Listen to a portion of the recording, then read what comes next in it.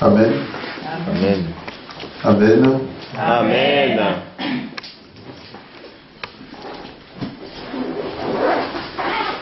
Tu vas dire à ton frère, tu vas dire à ta sœur, en toutes circonstances, Dieu est bon pour toi. En toutes circonstances, Dieu est bon pour toi. Amen. Amen. La parole de Dieu nous demande de rendre grâce à Dieu en toutes choses. Et c'est une parole très puissante.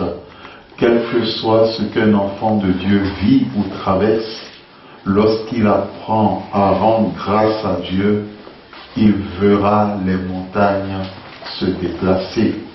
Il verra les obstacles sauter. Il verra les situations difficiles se solutionner parce que l'Éternel est vivant et que l'Éternel veille sur sa parole. Il veille toujours sur sa parole pour l'accomplir.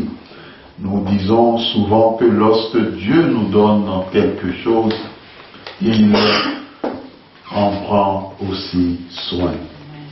Nous disons merci à Dieu. Nous disons merci aussi à tout un chacun de nous qui avons accepté participer à ce culte. Nous sommes dans l'étude des psaumes. Dieu a permis que nous ayons une étude intégrale sur le livre de Job, du chapitre 1 au chapitre 42. Et Dieu nous permet de commencer les psaumes. Nous irons jusqu'à la fin des psaumes.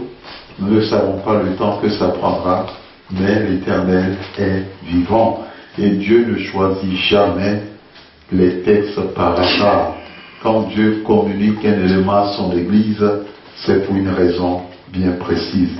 Nous allons demander à une personne de nous lire le psaume chapitre 3, les versets 1 à 9. Psaume de David lorsqu'il fuyait devant son fils Absalom. Éternel, que mes ennemis sont nombreux. Beaucoup se dressent contre moi. Beaucoup disent à mon sujet, pas de salut pour lui auprès de Dieu. Mais toi, Éternel, tu es mon bouclier, tu es ma gloire et tu relèves ma tête. À pleine voix, je crie à l'Éternel, et il me répond de sa montagne sainte. Je me couche et je m'endors, je me réveille car l'Éternel est mon soutien. Je n'ai pas peur de ces milliers de personnes qui m'assiègent de tous côtés. Laisse-toi, Éternel, sauve-moi, mon Dieu. Tu gifles tous mes ennemis, tu brises les dents des méchants. Le salut appartient à l'Éternel.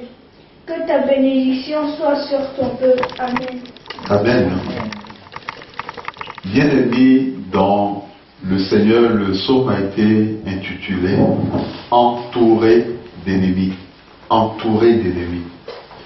La question des ennemis ou de l'ennemi est une réalité. Et lorsque nous en parlons pas dans le cadre du sommaire de la loi où l'ennemi en ce moment-là est le prochain, voire même est le chrétien qui te prend en ennemi parce que vous ne vous entendez pas. Mais Jésus, dans le texte de Matthieu chapitre 13, souligne le fait que tout être humain a un ennemi. Et le pronom possessif, son ennemi, ce pronom possessif indique que le chrétien le veuille ou pas, qu'il sache qu'il a un ennemi. Peut-être c'est un ennemi qu'il ne connaît pas, ou c'est un ennemi qu'il connaît. Donc, publication à ceux qui n'aiment pas les situations complexes, ceux qui se disent, bon, ils préfèrent vivre comme dans un harem, ou bien comme s'ils étaient déjà au paradis, tant qu'ils sont sur cette terre, qu'ils sachent qu'ils ont un ennemi. Jésus dit, lorsque cet homme a semé, pendant qu'il dormait, son ennemi vint. et il sema l'ivraie dans le bon grain. Et le Seigneur Jésus nous permet de comprendre que l'ennemi, au fond, ne veut jamais le bien de l'autre. Si quelqu'un vous dit « tu es mon ennemi » et ajoute par la suite « n'empêche, je te donnerai quand même le bisou ». Bien aimé, c'est comme si vous acceptez qu'un serpent crochu vous enfonce son croc dans la joue. Lorsqu'une personne vous dit clairement qu'elle ne vous aime pas, qu'elle vous déteste, qu'elle vous le dise en face ou qu'elle vous le dise par des choses rapportées, par des paroles rapportées, mais qui sont exactes et vraies, vous deviez faire attention. L'ennemi passe son temps à retarder, passe son temps à bloquer, et même va plus loin parce que Jésus dit, il vole, il détruit et il tue. C'est ce pourquoi en tant qu'enfant de Dieu, tu ne dois pas prendre à la légère ta vie chrétienne. Dans le texte que nous avons lu, nous nous sommes rendus compte à travers les propos de David que Salomon, son fils, a beaucoup utilisé la malédiction contre lui. Or, lorsque nous lisons les textes, ça doit être de Samuel ou de Roi, lorsque nous lisons les textes, on ne voit pas exactement les situations où Salomon prononçait des paroles de malédiction contre David. Mais on sait une chose, lorsque David fuyait devant Salomon, lorsque David fuyait devant Absalom, son fils, il a rencontré différentes sortes de difficultés. Psaume de David lorsqu'il s'enfuit pour échapper à Absalom, son fils. Bien-aimés dans le Seigneur, lorsque nous lisons ce texte, on se rend compte qu'à la fin, David dit ceci, que ta bénédiction soit sur ton peuple. Cela veut dire tout simplement que si David, à la fin, invoque la bénédiction de Dieu sur sa vie, c'est tout simplement parce que il y a eu entre-temps la malédiction qui a été prononcée sur sa vie.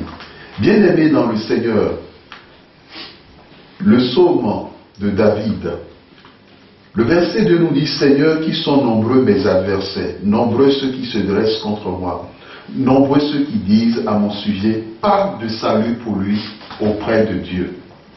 Lorsque nous prenons ce verset, nous nous rendons compte que les ennemis de David ou les adversaires de David peuvent se compter en nombre important. Nous avons dit la fois dernière que David a été choisi par Dieu. David a reçu l'onction de la part de Dieu.